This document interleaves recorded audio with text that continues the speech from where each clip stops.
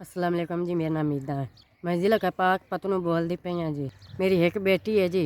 मेरा करन करवाने वाला कोई नहीं जी। मैं एक कराने वाली हाँ। मियाँ मैं मेरे छड्डा है। मेरे को एडी गुंजाइश कोई नहीं जी। मैं आदे बालां दे कपड़े लै लवां। रब ते सिवा कोई आसरा कोई नहीं। मेरा मियाँ रहांदा घरे है जी ते सानू रुपया देंदा नहीं। मैं लोकां दी मेहनत मंजूरी कर ते मैं लै आनी हाँ घर। मैं आदे घर दा सरकट चलानी हाँ। अगर की है जी की करिए होंदा नहीं। मेहनत मंजूरी भी कोई नहीं है। रब तो सिवा आसरा भी कोई नहीं।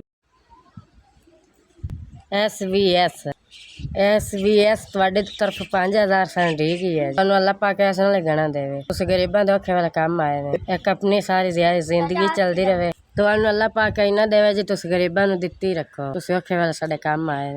ਮੈਂ ਉਹਨਾਂ ਦੇ ਘਰ ਦਾ ਕੋਈ ਸਮਾਨ ਲੈ ਆਦੇ ਘਰ ਦਾ ਸਮਾਨ ਲਈ ਸਾਂ। ਮੈਂ ਆਦੇ ਬੱਚੇ ਦਾ ਸਮਾਨ ਲਈ ਸਾਂ। ਮੈਂ ਆਟਾ ਪਾਣੀ ਲਈ ਸਾਂ। ਅੱਲਾਹ ਪਾਕ ਤੁਹਾਨੂੰ ਐਸਾ ਨਾਲ ਗਣਾ ਦੇਵੇ।